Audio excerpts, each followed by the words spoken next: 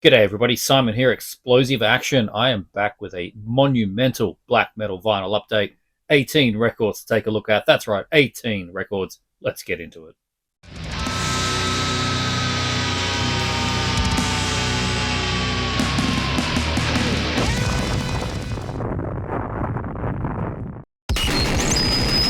This episode of Explosive Action is brought to you by Blacksound Records. Blacksound Records is a record store located in Melbourne, Australia, specialising in underground metal, punk, noise, experimental and everything in between. Blacksound offers fast and free delivery options across Australia, New Zealand and the world. Explosive Action viewers can get 5% off their first order using the code EXPLOSIVE05 at checkout. A reminder, of course, that this video went to channel members first. They got early access to seeing this pile of black metal here that you are about to see. 99 cents a month, and you can join the channel, support what I do, and you never know, we might have some exclusives in the future. And before anybody asks, yeah, a bit too much headbanging over here, done a bit of damage, but it's okay. Don't look at me. Look at the 18 records we're going to go through here. It's winter. I've got the hoodie on, the long sleeve under that. I've got the Ugg boots on. I mean, this is black metal weather. It is chilly here in Sydney, and I've been loving every moment of it. And just, as you can tell, pounding through these records, so much fun listening to black metal when it is cold outside and inside. This is not a house that gets very warm. But the first one we're going to talk about here, I was stoked that this got an LP release. This is Nansarunai with Ruins of the Moonlight Temple. Yes, very happy. This is a Godowarex release. The sophomore album from this Indonesian black metal band. I think it's a one-man band. It's a little bit anonymous, that kind of thing. Ben Brainsmasher, he was a huge fan of this on CD, had talked it up on his channel a number of times over the last couple of years. Came out, I think, in 2022, originally on CD. And I know when I saw this was getting an LP release, because I keep tabs of Godowarex stuff, not only was I happy to pick it up, but I sent it on to Ben, and he picked up, I think it's his first Godowarex release, because it dropped at a good time. And unlike a lot of his stuff, I think the bubble may have slightly burst on Godowarex, because it used to be the old, at least here in Australia, get up at 3 a.m, F5, F5, F5, and they were gone after 12 seconds. This was up at least 2 days later. It was still available. Hell, it could be available now. So definitely go to this website and check it out. But anyway, if you're a fan of raw black metal of the modern ilk, you're going to like this one. Starts with this short keyboard track that's got a bit of an Eastern flair to it, and then straight into 10 tracks of just visceral, hateful, incredibly raw black metal. So often it's got, every so often it's got these sort of exotic leads that shine through, and I think that was the main selling point with this band over some others, that you're going through this raw black metal, it is blasting along, and then there's the lead guitar that comes in and has this melody.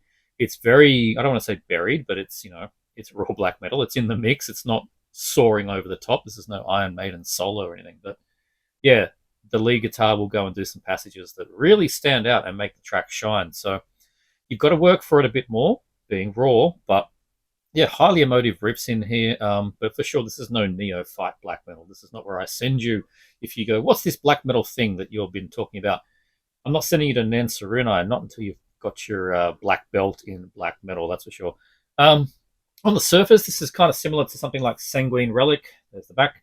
But I think the riffs on this are far more superior. Sanguine gets kind of boring, to be honest. So not so much with this. It is 55 minutes long, so you're in for an endurance test. You could always play it on, one side at a time if you really wanted to spread it out. But I enjoy this all the way through. One of the tracks has a cover song of a Indonesian pop artist from the 70s. So yeah, because why not?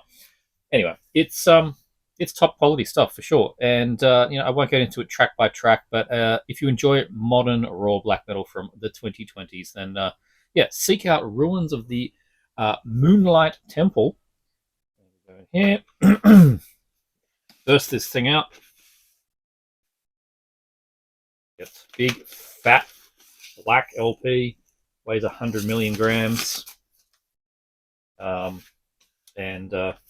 despite what it says on the back here, where it says A, B, C, D, it's only one LP, so I don't know what happened with that.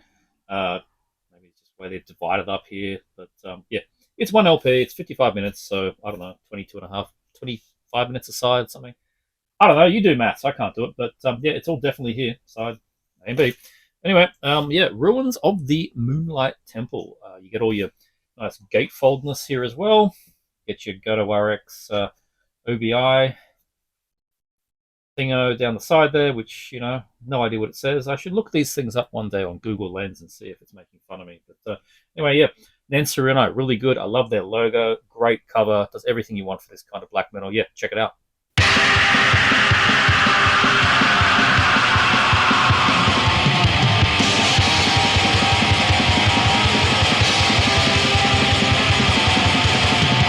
Next up, we have the latest release from this Spanish horde. So savage. It's their most varied yet as well. I absolutely love this. The new one from Teitanblo, from the Visceral Abyss. When I say varied, it's definitely saying something for a band who dwell in the bestial Black Death landscapes for sure. The formula on from the Visceral Abyss hasn't changed drastically or anything like that. I think it's just been tweaked slightly. I hear more tom fills, more breaks in the consistent devastation, more changes in pace, a bit more of a thoughtful progression through the album. But don't get me wrong, this is pure destruction. It's Teitanblo. They haven't become a ballad band. The title track on this thing is borderline unhinged. I mean, there's the back. But just like, and this isn't a direct comparison, they're very different beasts, but like with the latest Witch Vomit album, which I was singing the praises of last year, even say the last Imprecation full length, there is a sense of development where they've had this theme for years, and then on their latest album, they've just sort of not just gone one step up, they've maybe gone two steps up in the process. They've skipped a step. And that's kind of what you got here with Teitanblo, is it's been 7 chalices and death, and they've been happily going along one step at a time. And they just took 2 steps on from the Visceral Abyss. So not a monumental leap, just 2 steps up. The production's just a little bit cleaner. It's punchier. You can hear those wailing dive bombs and dive bombs. They never seem to end. That's the best thing about it. I mean, that's always their sound, right? That bestial Black Death sound is it's just the songs are just this dive bomb that has drums around it. It's amazing. I mean, you're singing to it. That's what I want. That's what I want in life. There's definitely drum and vocal. They're a drum and vocal based band, right? They're not. You don't go into this looking for signature riffs or anything like that. The riffs are just a blizzard. It's not to say that you can't identify the songs or anything like that, but I listen to this band for the ferocious drumming and those unhinged vocals. It's not, the guitar's not buried, but it's just not the focus, right? Until there's dive bombs, and dive bombs and drums, man, great mix. 7 tracks, 52 minutes. Another, it's not a gatefold. I was trying to open up there for a second, but you do get a huge booklet thing. There you go, nice artwork on that. The lyrics, which are all written in very sketchy writing there. Nice mix there of some fonts and handwritten and some wonderful artwork. It's a very nice presentation. So there you go, really nice book. Yep, there's the back, upside down. Some of these upside down. Yeah, there you go. You meet it halfway in the middle, and then it starts turning around on you. So, yep, good stuff. It's a black. Was it black LP? Yeah, black LP. Black LP. Very. Gotta say that's a pretty boring center. Like they ran out of font. After all that, they just kind of ran out of font. But it's all good. From the Visceral Abyss. Love the cover. Love all the artwork there. As I said, 7 tracks, 52 minutes, so quite a good length here. Never dull whatsoever. Like I said, more variation. There's a 1 minute long series of sounds from the bowels of hell that close out side A. That was unique. And the final track on side B is a 15-minute. It's just chaos. 15 minutes of chaos. I don't mean like nonsensical noise or anything. I just mean it's destruction. That last track on the with a huge climax. It is, oh man, what is the thing called? I can't read that bloody thing on the back. But anyway, Teitanblo. If this is a band that you've tried in the past and you listen to 7 Chalices, you listen to Death, and it's just not, they've not worked for you, you've gone, this war metal. Give this one a go. Maybe I don't know if it'll convince you if you're completely not interested in this stuff, but if you just needed to get over the, I don't know, that you had some barrier in there that you couldn't get into Titanblood, this might be the one that gets you there. So absolutely go in this with an open mind. If you've previously not liked the band, don't see how, because I love Seven Chalices. My God, what an album! But I think it's a good one to reevaluate the band from the visceral abyss. Whew, Titanblood.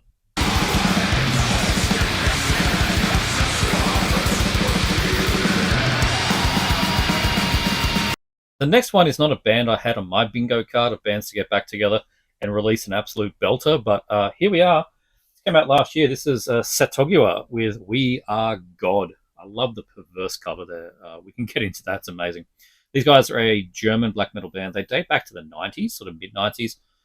They had that, as you can see here, that kind of perverse leaning is like Impaled Nazarene.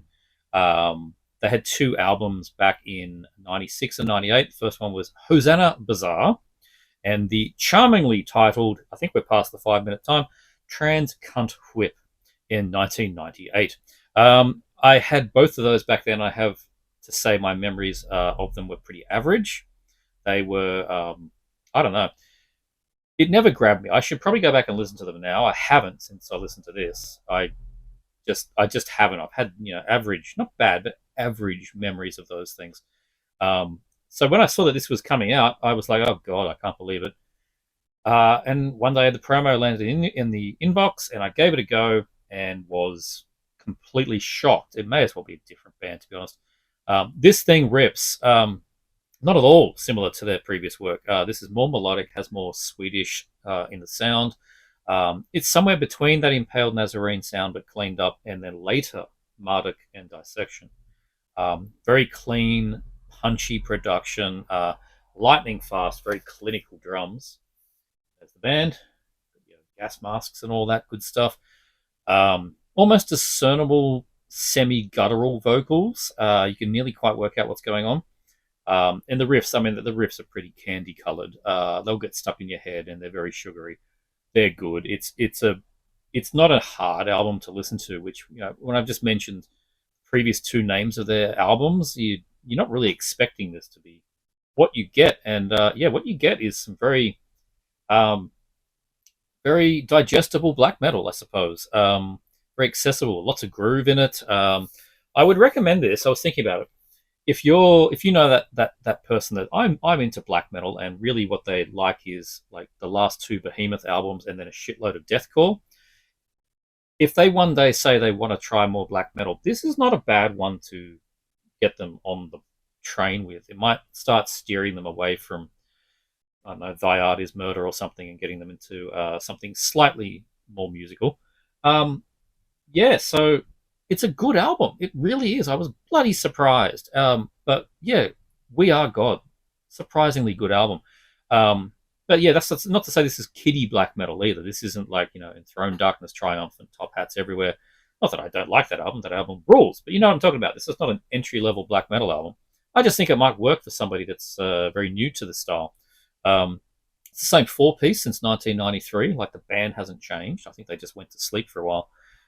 They've just basically refined their sound, polished it up for the 2020s, and put this thing out. Very unique songs that don't blend together. So they've got that early 90s style of like writing songs, right? Not just writing atmosphere. And that's again another reason why I think this is a album that you could get newbie black metal fans into, really. So it's a solid listen, well worth your time. And like I said, probably a good starting point into extreme metal for some people. Inside we get look at the band, look at this shit. What is it with these bass guitarists like this? I mean, he looks like the one from Carpathian Forest. Tummy hanging out everywhere. There's some riffs, some drums, some vocals, and some stomach, and we got some thanks list over there. And I did get a color variant on this one. It's this. It actually works really well with the cover. It's this kind of sewer green, right?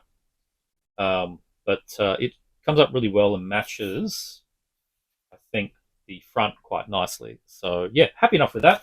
And I will now try and re-sleeve it. in this horrible, that I should probably replace. I hate these square ones. It always gets caught on the way down. But, whatever. No lyrics. Just the thanks list stuff there. But there you go. We Are God from Tsatthoggua. If this is a band that you kind of saw that they were coming back from the dead and you never liked them back in the day, actually give it a chance.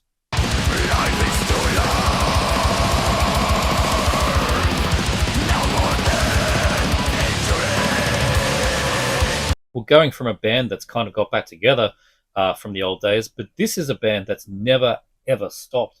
And I'm here with my first, but their 11th full length. This is Svartsyn with Vortex of the Destroyer. Great cover on this too. Long-running Swedish act here, Svartsyn. A band I've not really bothered with, to be honest, before. I've got a 7-inch I got for free in an order, the 1998 Tormentor EP. It came free with something. I thought it was quite good. Very 90s black metal, right? But that is night and day compared to what you get here on Vortex of the Destroyer. And that's probably because I've gone from their first or their second EP 11 albums later. Of course, you're going to have a change. This is pretty clinical, modern, punishing black metal. It's as raging as it is dissonant. It is blasting with tightly processed drums, not too like Mayhem from 2000, Hellhammer, pom pom pom drums. Not that, but it is clearly digital in some way. But it is very dark and icy. The riffs are icy. The drum sound is just so sterile that it works really well with the frosty riffs.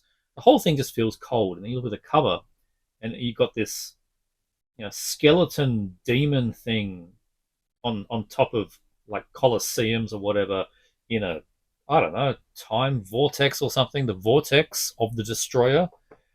But when I saw that the first time, I just saw ice because it is so blue.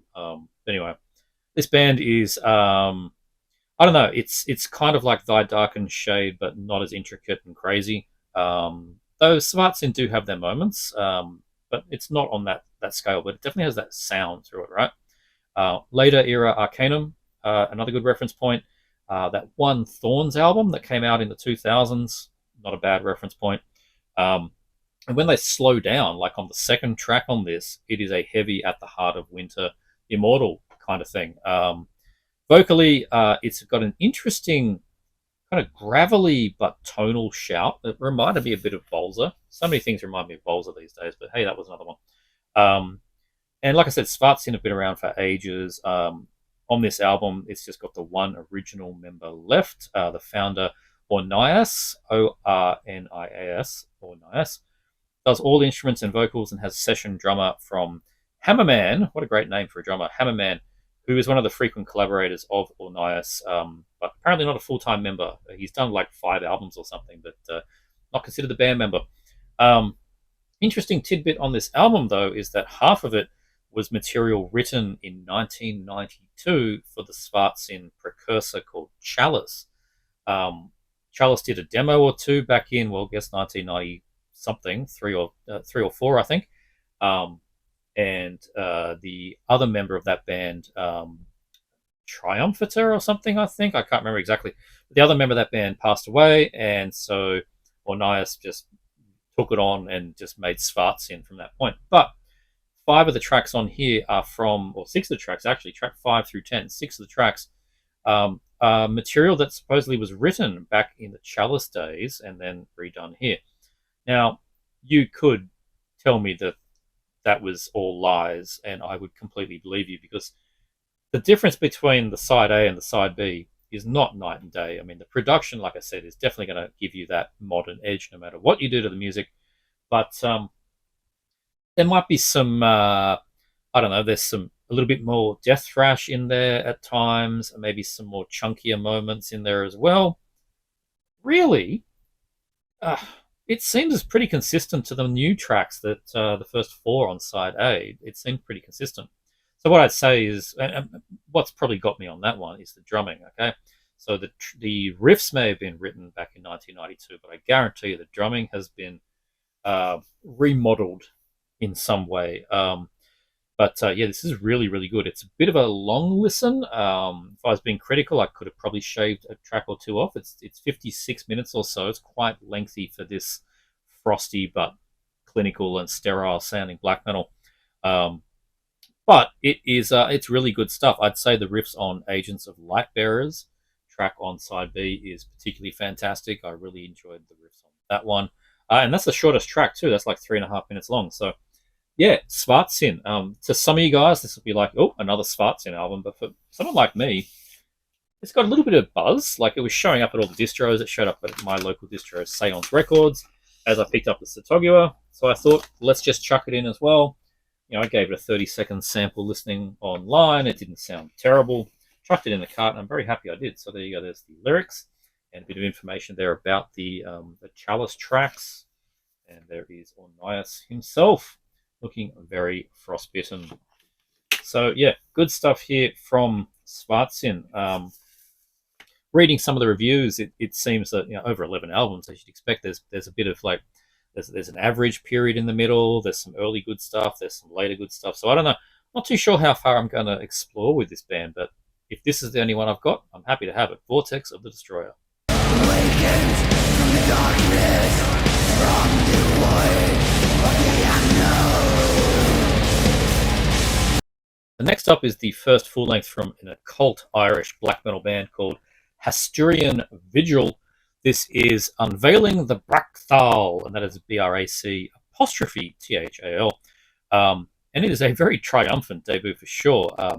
This is an Invictus Records production.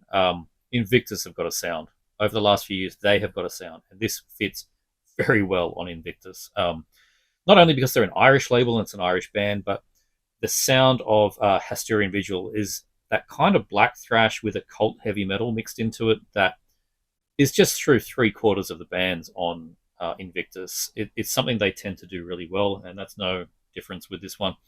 4 lengthy tracks, some of them up to 10 minutes long each. Soaring, rift focus, metal bangers. You like Funereal Presence, you like Malacarpatan, Negative Plane, that kind of stuff. You're going to like Hasturian Vigil. No doubt about that. I'd say also the Viper Spit of last year's Aberration, which was my album of the year. Slow that down a bit, replace some bullet belts with some cloaks, and you're getting into Hasturian Vigil territory. Again, another great Invictus Records release. They're just such a good label. They've got a style that works for them. Traditional kind of speed metal riffs with evil black metal overlaid on top. It's the Invictus template. Here we have sort of Cthulhu worshipping, bit of Unerspricklichen Colton ringing true somewhere in here, not just lyrically, but a little bit in the music as well. It's dark and menacing, ambient synth between some of the tracks. At the same time, it's a clear front of stage headbanger as well. Headbanger, ouch. Guitar solo in the second track is wild. It sounds like it's straight from 1984.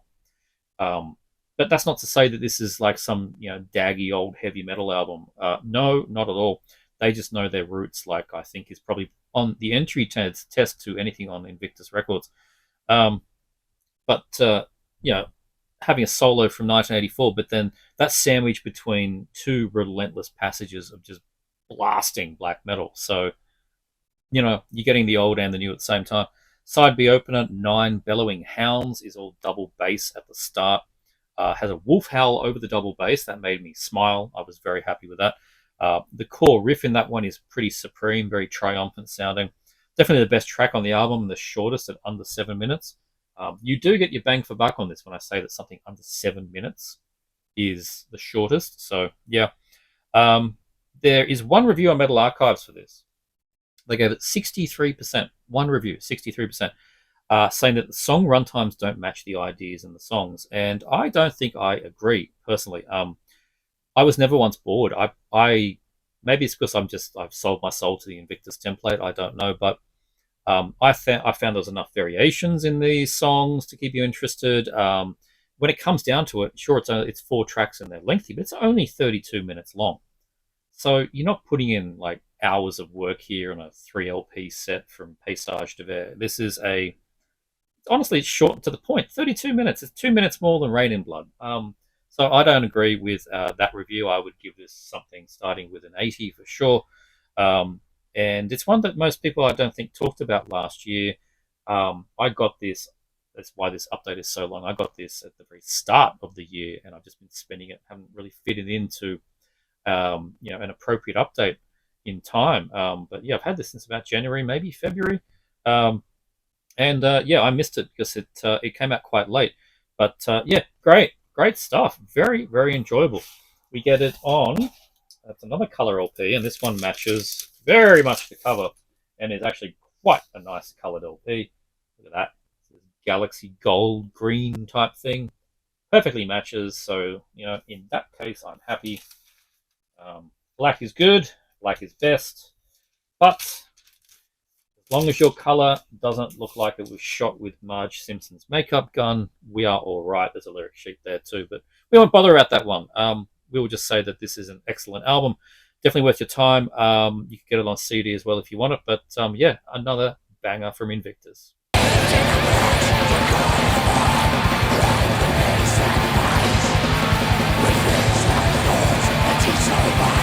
Next up, we have a band whose name sounds like an Ornish Bricklick Colton album. This is Phlegethon's Majesty with Bygone Atonements. They're a Belgian band, Phlegethon's Majesty, four-piece with members from Orkblood. Now, Orkblood is a band I've talked about on here before. Maybe a year ago, maybe a year and a half ago. Very ancient-sounding kind of vampiric black metal band, but modern. I've reviewed their album, like I said before on here. Phlegethon Majesty is got members from that band, and this is their full-length debut. After some demos and a split with, is it Gouf? Gouffe? Gouf. Definitely having some similarities here to Orkblood, of course, seeing as your members come from that, but their approach here is sort of Greek mythologies. I mean, look at the cover. It's not vampires whatsoever here. You've got this is some painting from like the 12th century or whatever. It's more straightforward, I say, musically in this. Not vampires of the night, but it's more ancient scholars, dusty books. Very analog sounding mix, but with big booming reverbed, nasty sounding vocals, which I really enjoyed. Mid pace throughout, another great piece there on the back. Am I supposed to cover that up? I don't think so. I think I'm allowed to show like 15th century boobs, aren't I? Surely. Come on, YouTube. Fuzzy, repetitive, very driving riffs, some consistent drums. Bygone Atonements is often very dreamlike sounding because it is, I guess, kind of monotonous, right? It's a little like, and I was trying to picture this, like, where does this fit? What is the similarity with this? And I actually sort of picture this a bit as like a primitive, primal version of Umgwa, MGLA. That's kind of what this is. Like, it really gets you into that dreamlike state. Not as splashy in the cymbals, more primitive. Not as precise in the guitars, more primitive. But great stuff. 6 tracks at a fairly consistent 35 minutes there. The last being a mostly dark ambient piece with chamber organs. So 5.5 tracks or so, plus some extras. This is really, really good. One of my more surprise favorites of a new band. About the insides here. So we get the insert there. Got a bit of a Medusa thing going on there. The headed Medusa. There's the 4-piece, and have our band members there. Band again. I mean, you've got a Demonacy shirt there. Demoncy shirt. That's always a good sign. Bullet belts, hair covering everything. I mean, you're ticking all the boxes, right? So, yeah, good stuff. And this one is on black and is out on NPR. NPR do good stuff, and they did release the Orkblood as well. So, yeah, if you like the Orkblood, check this one out. If you like that more primal sounding black metal, it's a bit more repetitive, not in the Dark Throne style, but in that, Umgwa, but demo kind of thing. Yeah, Bygone Atonements, Phlegethon's Majesty. Check it out.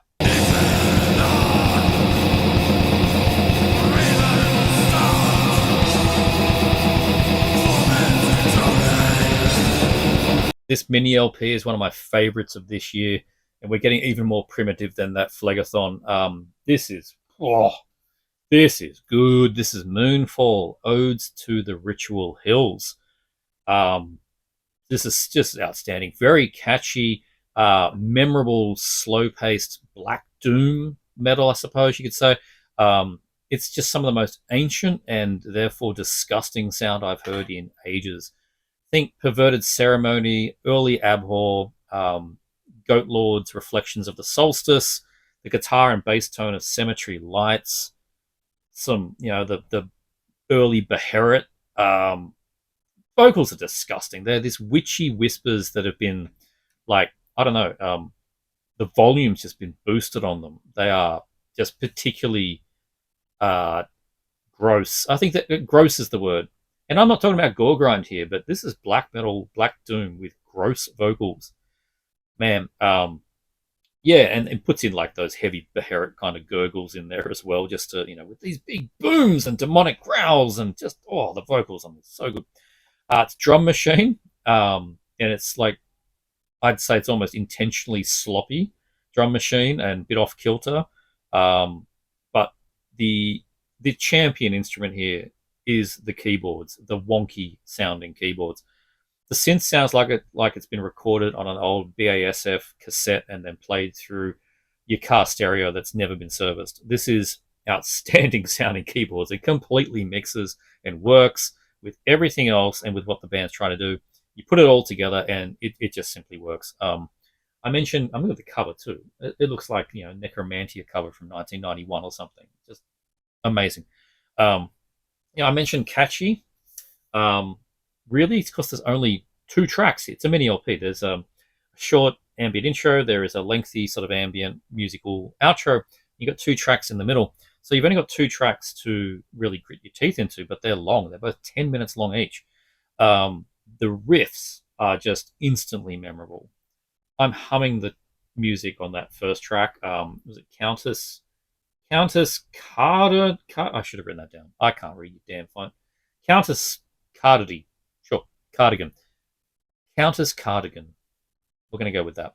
It's wrong, but, hey, Countess Cardigan. Yeah, the riffs, they're just addictive. They're very memorable. They're personable. And the whole thing's wonky. I love a friend of mine, when playing this, was charmed by the wonky keyboards and used that descriptor of wonky. And I said when I reviewed this, I was going to call it wonky keyboards, because it throws back to the early '90s sound where that was by just the instruments you had and the technology at the time. But here, no, it's intentionally wonky. Brilliant. It's just so good. This thing is so good. Prior to this, they did a split with a band called Regare Sinister, who I need to check out. I think they're very similar style. And I think a couple of demos before that. So the band seemed to have concocted in like 2010, did a couple of demos, and then went on ice or whatever. Then they came back in about 2020, did that split, and now here we are with this mini LP. So primed for a full length. Yeah, really good stuff out of Finland. So yeah, that Beherit sound definitely in here. On Iron Bonehead, and I hope a full length is coming, because this is the black metal, the Black Doom that I am looking for. There's the lyrics for the 2 tracks. Gold, there's our 2 guys there. The Goat Prayer of Black Baptism, Black Moon Necromancer of Hades.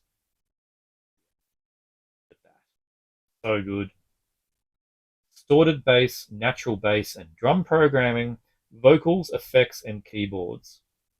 It's just amazing. There's no guitar in this. Did I just realize now there's no guitar?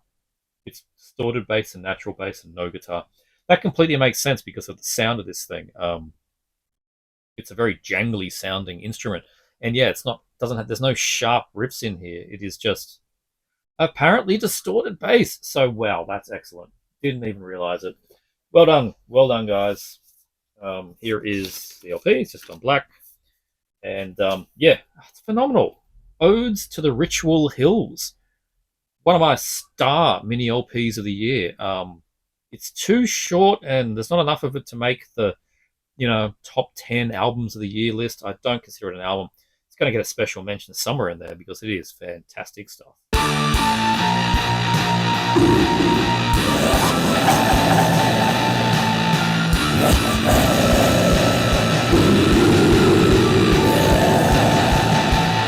All right, we're going to start a bit of a theme now, and that theme is modern, raw, Norwegian black metal. That's a sentence to my ears, but if it's not to yours, well, maybe you want to stop for now. But yeah, we're going to get into some raw Norwegian black metal here. And this first one, I've got to be careful how to hold this, and I'll explain some of that. This is Khaos Aura, Khaos Aura, with Compendium Demo 1 and 2. This is a new band, relatively new. They formed in 2024 with a demo and 2 full lengths.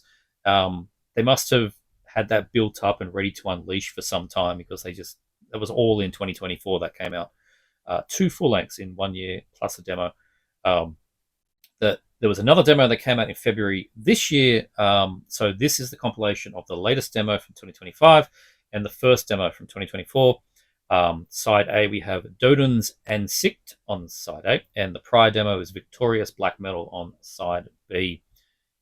Savage, lo-fi, but in that Transylvanian Hunger kind of lo-fi. People have romanticized that Transylvanian Hunger is the most raw black metal album ever. When was the last time you listened to it? Because it's really not. Not compared to some of the stuff that, not that Nansarunai runs circles around that, but this is in that Transylvanian Hunger kind of raw lo-fi black metal. The clean bass guitar is quite audible. The synth layer is ever present, unlike Dark Throne, they don't have that. But the guitar is bees in a matchbox, quivering all the way through, echoey screech vocals on top. Really, really strong stuff. And it all comes down to the craftsmanship of the songs themselves. I'll turn it around. Again, I'm holding it carefully. And you've just worked out why, so I might take it out.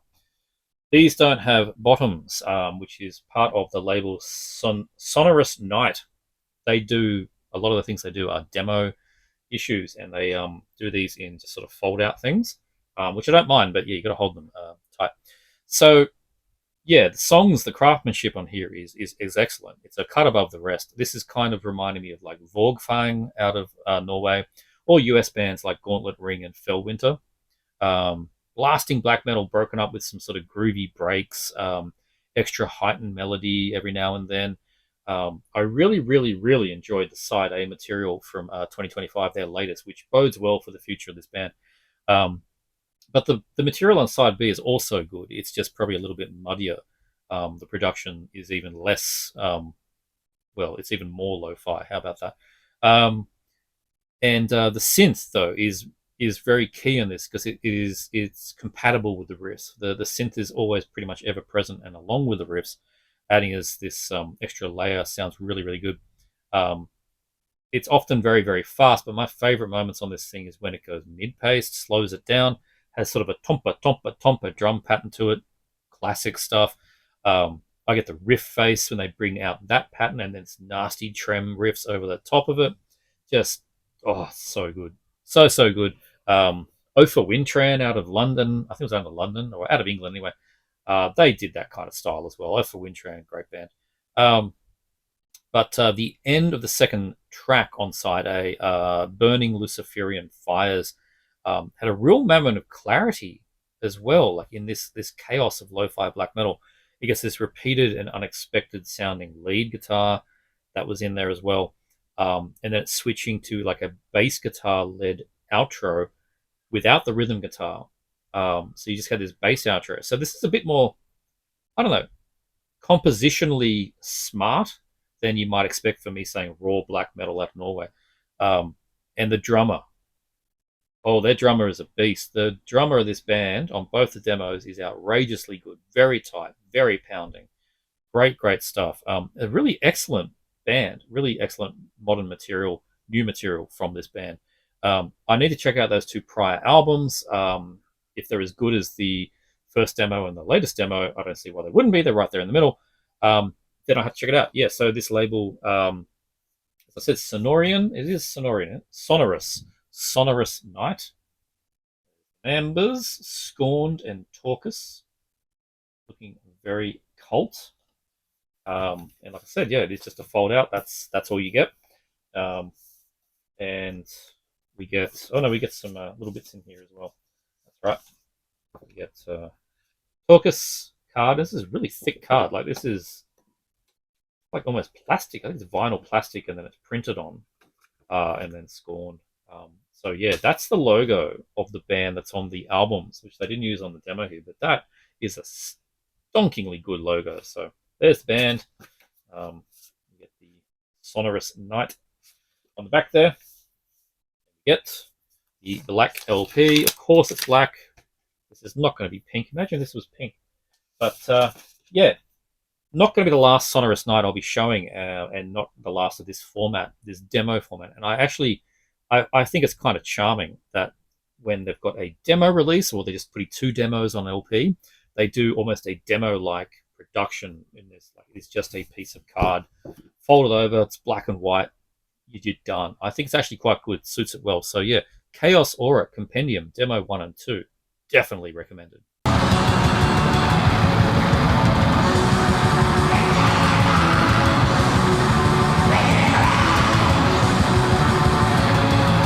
Well, this video is going on long, isn't it?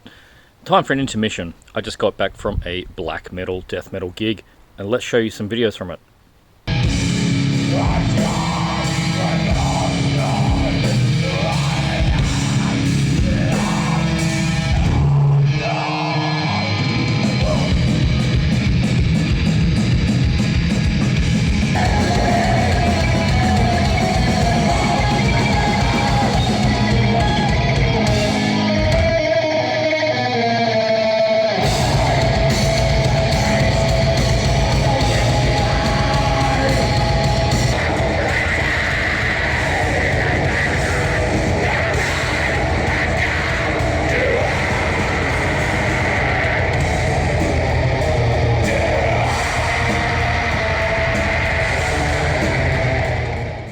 So like I said with the Khaos Aura, we're doing some raw Norwegian black metal here.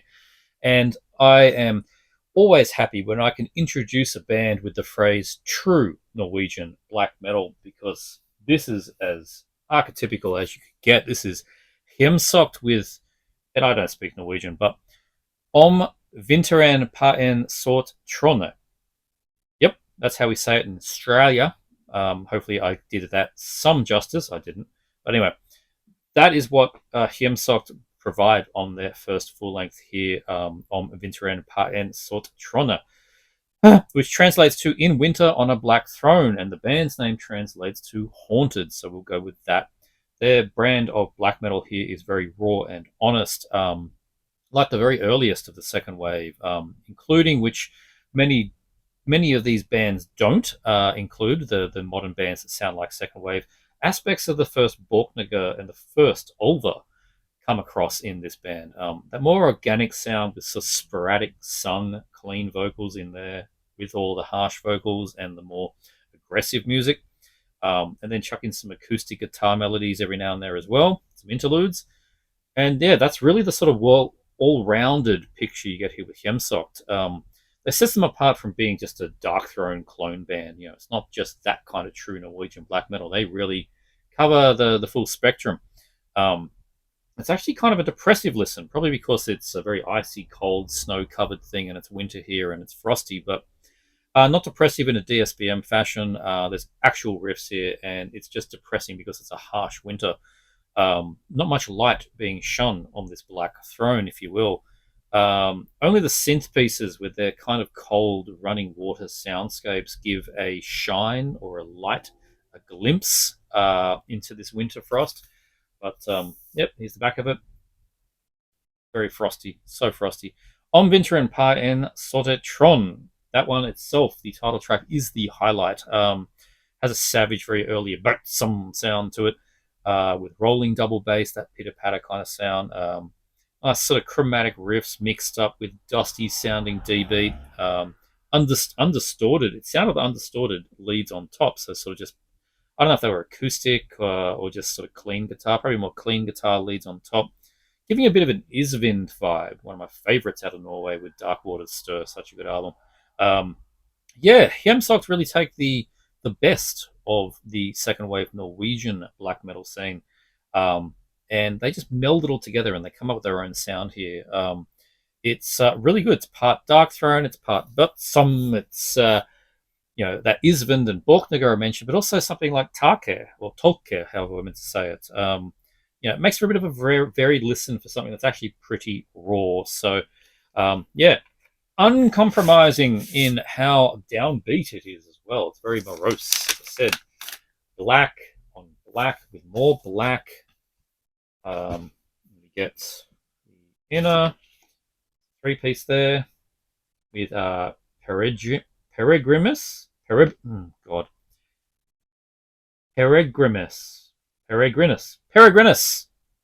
which is important because we're going to get to more of him soon. And Latalis and MW, I guess. Peregrinus. Say that 3 times fast. There you go. There's some thanks list there. And there is the band name. Very black and white. Very black metal. Out on Purity with Fire. Label. There we go. Hjemsokt with Om Vinteren Pa En Sorte Trone. Whatever. Good stuff out of Norway. And quickly, I'll mention I picked up the EP as well, Mystic Og Morke. This is actually a little cleaner in production. The vocals have a deeper tone to them. Maybe that was just the production, but they do sound deeper to me. And I hear a little bit more Shadow Throne Satyricon coming through as well. A little bit of that medieval sound. The riffs are maybe a little bit more complex than the album and have a bit more space to breathe as well. So a bit of a difference here. The drums have more rumbling toms, so a bit more progression there, I suppose. And it's interesting that there's such a difference between the EP and the album. There's a significant full acoustic piece with clean singing that rides out side A. It's not chalk and cheese. We're still talking that true Norwegian black metal here. But if this EP came out after the album, which it didn't, it came out first, I would have called it a progression. So as it stands, maybe the band has slightly regressed on the album that I showed prior. Or they're intentionally going for a more raw full length after the EP. I don't know. But it's good. It gives us 2 so far very, very different Hjemsokt to enjoy. The lineup expanded. And we have, just quality black metal again. Musically, it's pretty much always the main Peregrinus, a name we're going to hear more about again. But it's great stuff. Great stuff here from Hjemsokt. We get more black vinyl and another inner. There we go again. And this time, where have we seen that? Where have we seen that, guys? I think we all know where we've seen that. Aterisk Misanthropisk. You know what that is. Sorta metal. Sort metal. I don't know. Need some translators. But they'll be in the chat. I know they will. Hjemsokt, Mystic Og Morke. Really good stuff.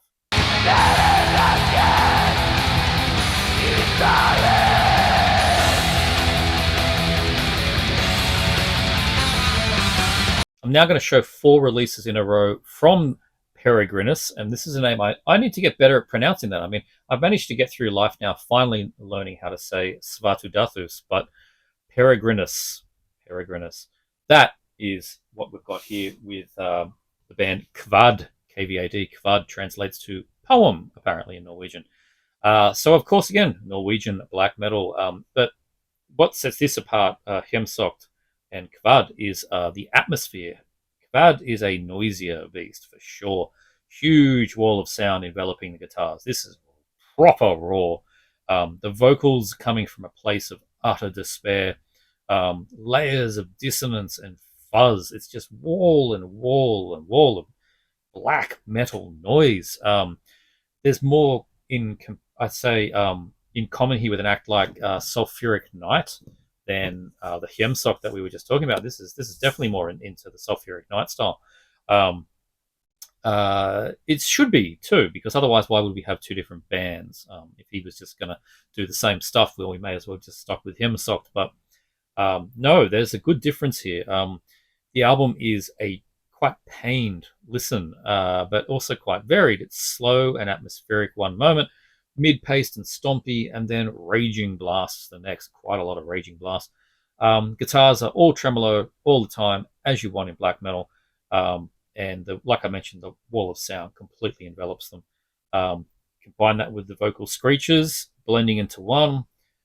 It may be again not a first time black metal listen, but yeah, this is solid stuff. Kvad are not one of those, to me, not one of those countless sort of COVID lockdown bedroom black metal bands. It is definitely standing on its own merits, I think, and I think Peregrinus has just got a lot. I think there's sort of a Svartsyn who's coming along with this guy. He's just got a lot of music to get out of his head, and yeah, Kvad is doing a really great job at expressing some of that. Also, he's a bit of a veteran of the scene for a young age. He did a stint in a band called Nightfrost, which is a black metal Viking band. I've not actually heard, and they were going since like 2010 or so when he was in his early 20s. So here we are, about in 2022. He seems to have left that band and then formed Hjemsokt, Kvad, probably other things, and he's yeah, a bit of a journeyman now and focusing on his own material rather than being one in a band of 4 or 5 others. So I'm glad of it. He's obviously highly creative. And the riffs, like I said, although a bit of a challenging listen, they're very well articulated on this release. Just adjust yourself to the mix, and just be used to your raw black metal sound. Accept it, move it, go with it. You're going to enjoy Kvad. It's definitely going to, maybe, is enjoy the right word? I don't know. I mean, it's black metal, right? I suppose it's enjoy. But, no mosh, no core, no all that kind of stuff, There's some fantastic musicality on display. I've already, said that Peregrinus is he's one of those guys that just has the riffs pouring out of him. And a lot of it is triumphant as well. There's the main riff on side B's, Into the Realms of Frost. The second last track there. That was so good, the main riff on that one. I was very, very happy with that. So yeah, great stuff. Look at this. Cold and Dark as Life is the name of the album. And we are showing these now in release order. Of course, it's on black. And have the inner, we have the poem there about the album, and then that looks like almost like a blown up demo tape cover with big Kvad stamped across it there. So yeah, good stuff. Cold and Dark as Life with a comma. Great stuff from Kvad.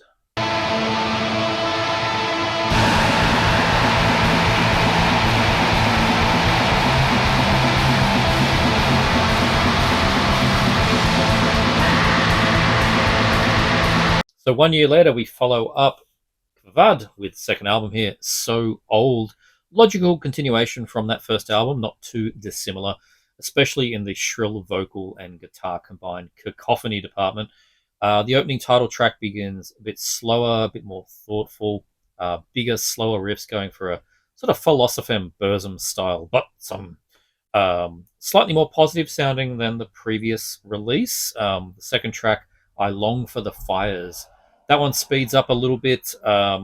We're still mid-paced double bass drum kind of territory, repetitive riffs. Then we have This Was Death, bringing us to that faster, noisier Kvad that we had on the first album. Scathing, but in short bursts, dropping to mid-era Satyricon groove in there, some Nemesis Divina onto maybe even after that, which was good, unexpected a little bit after what we were having before it. Then going back and slower speed, adding in some more keys. The drums have a bit more prominence, sharper sound, I think, on this album too.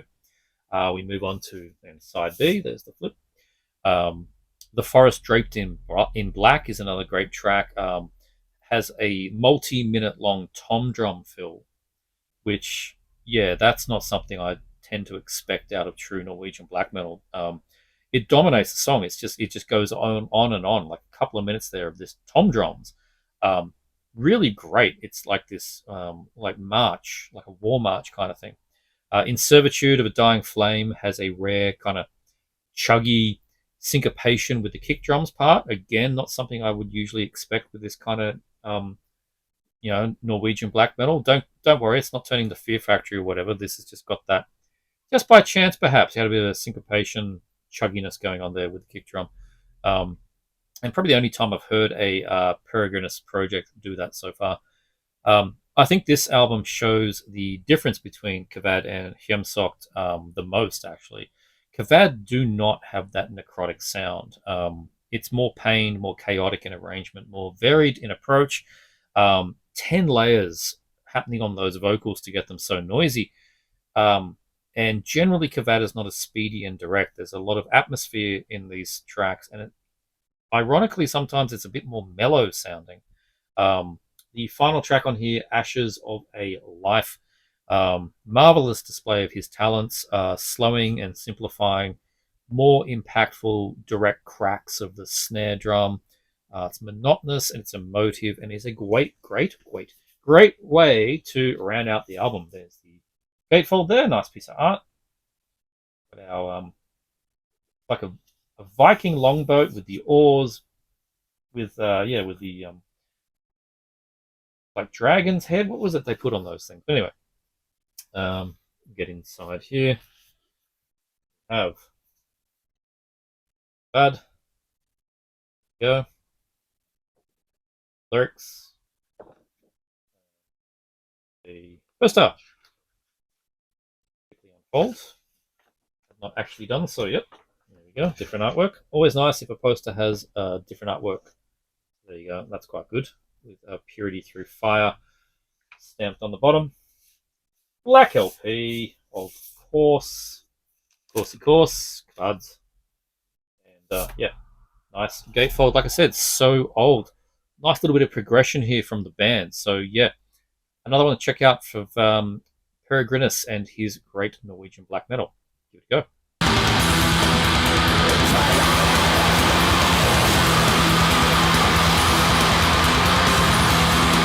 And to quickly round it out, I picked up, because I was there doing this giant order from Amorfati, I picked up the last two demos from Kvad, again on Sonorous Night, in their wonderful way of doing demos where it all falls out, but I still really like them. We have this came out on the tail end of 2023 after the So Old album. We have, and then it was reissued in 2024. Last year, the vinyl came out. We have Fire and Possession. And the same day, I think it was, we have I Et Underleg Morke.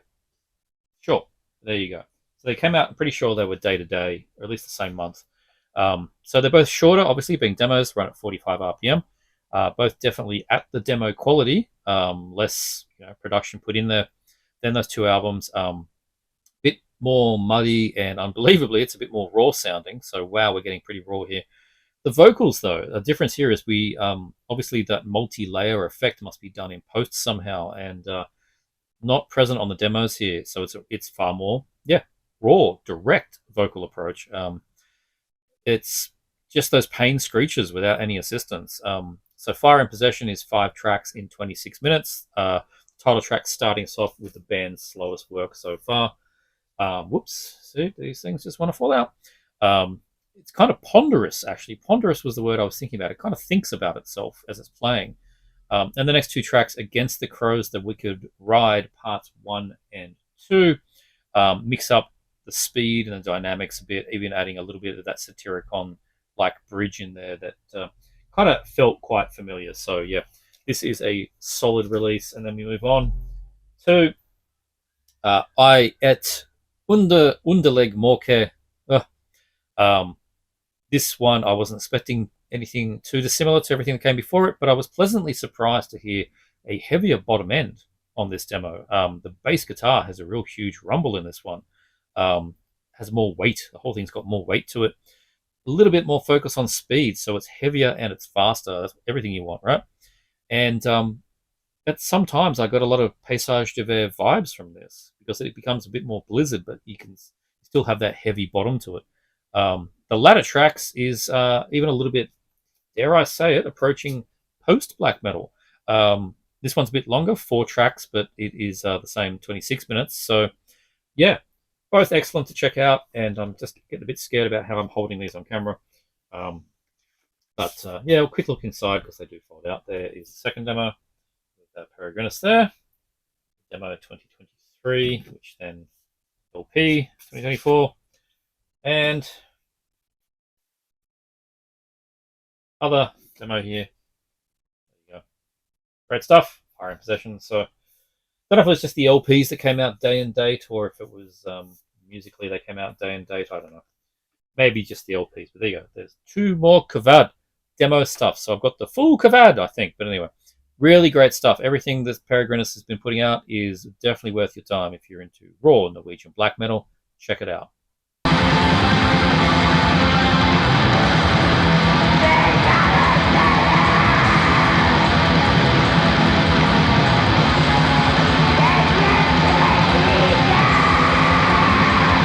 We are leaving Norway. We are going to sunny USA. We have a new project here from the very prolific Alex Poole, who is one of my favorite modern black metal musicians. He's in so many bands. He worked with Svartsyn on so many projects. But on this one, we have here the full-length release from Osgraef, Osgraef, Osgraef. It's 2-piece, Alex, plus session drums. Alex is on guitar, bass, and synth. And Collier Diombre, the main man, Rory Flay, I think is his real name, on vocals. And then you have session drums from Jack Blackburn, who is involved in many of his projects, so including Chaos Moon and Guardgaster, so the drumming will be familiar. And the logo itself, you couldn't escape him, is done by Svartsyn, so he's got to enter the picture somewhere. Who knows if he did any music in here? It wasn't credited that way, but anyway, you've got very reliable musicians here in the US black metal scene with a Swedish-drawn logo, and they're turning their skills to a very occult Luciferian-sounding black metal here with a very heavy yet very clear tone. The drums are very bestial, well-produced. Could have come off that latest Teitanblo that we talked about, but this is no war metal band at all. Alex always brings in a sense of melody in his riffs. He is very, very strong on the guitar. Osgraef doesn't have the thoughtful sound of Hasturian. It has more clinical and more precise sound, similar to something like Khaos, the Nars Alchemeth projects. That's kind of where we're going with this project here. That's the most prominent sound we get with Osgraef. It's just pure blackness with a modern production. So very much like Nightbringer and bands like that. Good variation, tonal shifts throughout the album. I love the artwork too. Great artwork there. Lots of double bass work, especially some splashy cymbals. Alex's guitar and bass are definitely set to high gain, very modern. Like I said, very high gain sounding stuff. That I hate to use the word gent, but you know what I'm talking about. That very crunchy, modern sounding guitar. The end of side A, magic wound, slithering omnipotence of Thoth. Omnipotence. The slithering omnipotence of Thoth. God damn it, these bands. That is a prime example of Luciferian light that Osgraef demonstrates. It's heavy on the attack, demonic vocals accompanying rapid fire double bass. Side B opener, Morbid Wretch, Reveries of the Arcane Eye, another great title, has that same kind of rocking skank beats that Spectral Wound employ, whereas Flesh Insignia is a bit of a slow crusher with some crafty hi-hat lifting and creative cymbal work. Very tasteful song. The finale, Mystic Law, Ancient Summoner of Osgraef, brings it all home in a dense and claustrophobic display. Definitely the closest to those Nars Alchemeth projects that I mentioned. So I think this will be familiar feeling and sounding to fans of those sort of cosmic Satan bands. But it's just another strong inclusion into that canon. So yeah, great stuff here. Reveries of the Arcane Eye from Osgraef. Great stuff. There's the inner. Yep. Good. Band in the forest, looking dark and menacing. See, black. So yeah, this one is hopefully we get some more from this project. You never know with Alex Poole stuff if it's a one and done or if you get more things. But yeah, very, very enjoyable release. I hope we get more from Osgraef.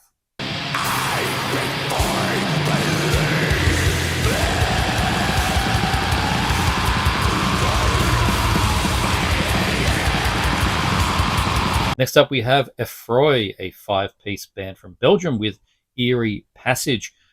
This is made up predominantly with members from Gauf, or Gouffre, Gaufre, I don't know how you say it. I mentioned them earlier in this update. It's a band I need to check out, but yeah, I don't know them, but I do know Effroi.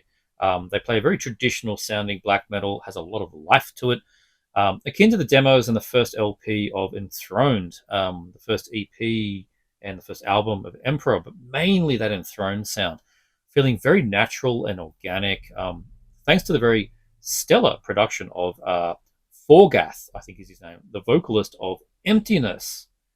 Yes, Emptiness. That band's taken a bit of a shift in sound, but the vocalist is I guess a mix master, so he's done a really great production on this.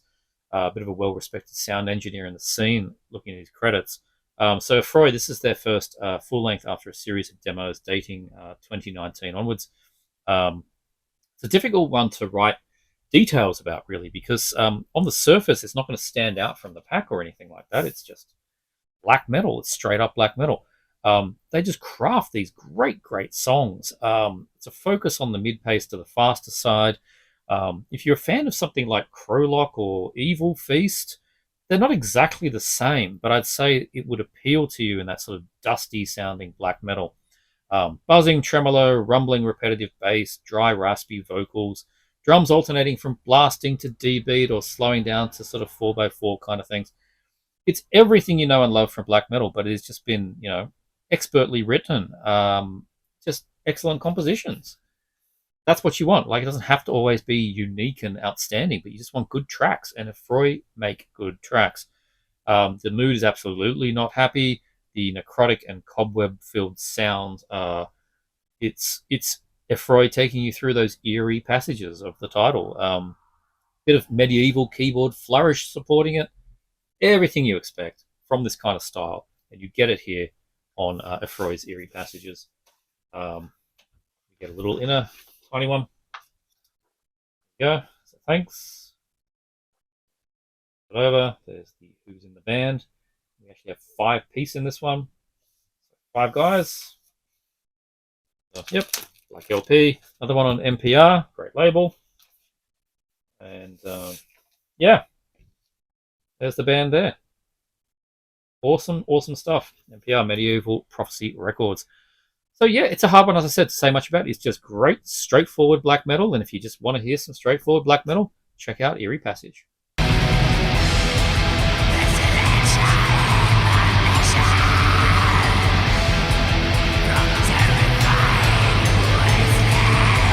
And we're going to end with 2 releases from this one German band. One-man project by Noxathra is his name. Last year I showed the 2024 full-length Grimoire Tenebraum, but here we have Nightwalker is the band, and this is their split of their 2 demos, Dark Sorcery and The Witch's Sabbath. Dark Sorcery from 2020, Witch's Sabbath from 2016. So going back there a little bit there, 9 years going back. Nightwalker, great name for a band. They mix that occult, early sort of Hellenic and Czech scene, mix that with the raging German and then the Scandinavian scenes to great effect. The swings from plodding mid-pace, kind of that Greek style, to pitter-patter double bass and organs and loose riffs, and then into this blasting fast minor riff tremolo like Finnish bands. It's just everything, all of it. It's just the kitchen sink, whole lot. Everything from Mortuary Drape to Acolyte. You can practically see the candelabras and the hooded menace practicing their dark sorcery with this EP. It is so good. I really dig this band. On the other side, there's the track list, but we have The Witch's Sabbath as well. It's slightly more raw, being 4 years prior, but not alarmingly so. I'd say it's mostly in the vocal delivery, which sounds like a tin can may have been used for the vocals. But it's the same minor chord tremolo riffs. They're still the focus. Keyboards for added dread. 3 tracks on this demo of this side are overly a bit more slower than the 2020 demo, the Dark Sorcery, but otherwise it's kind of a consistency, I think, between the 2 releases here. So yeah, it's a great little compilation here to get the 2 demo tapes on LP. I'm a big fan of this. As you can tell, I've shown a few. get a couple of demos and do side A and side B for each demo. Nice artwork and put on LP. Great. Tracks 1 to 5 from Dark Sorcery, and tracks 6 to 8 from The Witch's Sabbath. So there you go.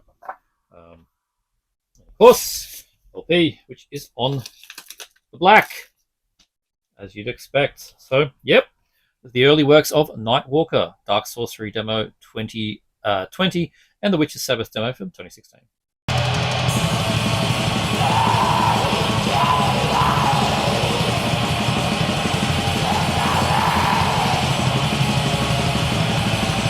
And then we fast forward to March of this year, and Nightwalker released their newest EP. 3 new tracks are here on the Eternal Flame of Death. I love the simplistic cover on that, bright red and gold. Sharper production on this, I'd say, and a single-sided LP. The first track of Lurking Demons is entirely slow, which I didn't expect. Single picking, dissonant guitar, huge contrast then to the title track on the EP that comes up after that, The Eternal Flame of Death, which is all blasting and fast double bass, which is very much like the first Emperor EP again in there with a little Marduk mixed in.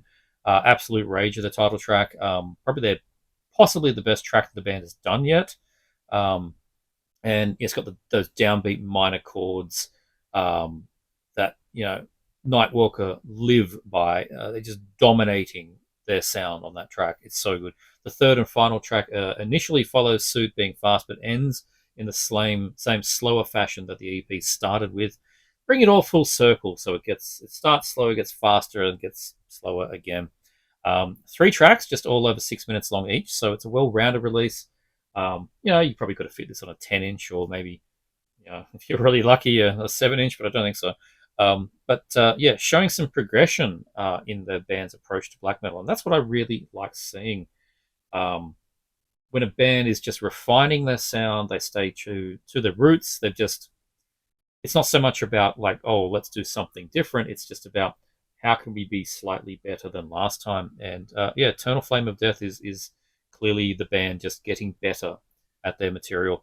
Nox Athra's throaty vocals are just black metal personified. If someone ever asks you what do black metal vocals sound like, I'd say put on this record. Great demonstration of it. The croaky groan that you want from occult necrotic black metal, birthed from dusty coffins. That's what you get with the vocals of Nox Athra. It's a great little one-piece band with a handful of demos and a full length, and then this new EP.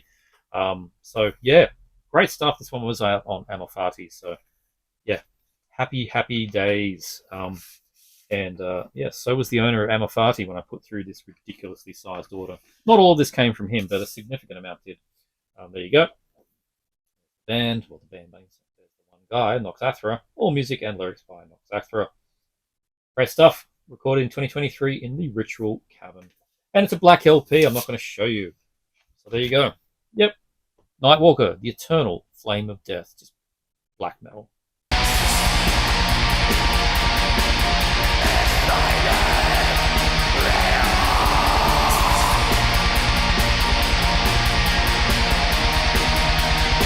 And we finally got there. 18 black metal records I showed you in this update. This must have been a long one. Did we hit an hour? We possibly did, but yeah, I hope you enjoyed. If you did and you stayed around for this frosty black metal update, I don't often do them this long, but I just wanted to do it all in one big go. And there were so many repeated bands in there. 4 records from Kvad, 2 from Hjemsokt, 2 from Nightwalker. Let's just do it all in one go. And we did. And I hope you enjoyed. If you did, make sure that you like and subscribe. Consider joining the channel, 99 cents a month, early access and all that biz. And otherwise, check out this guy.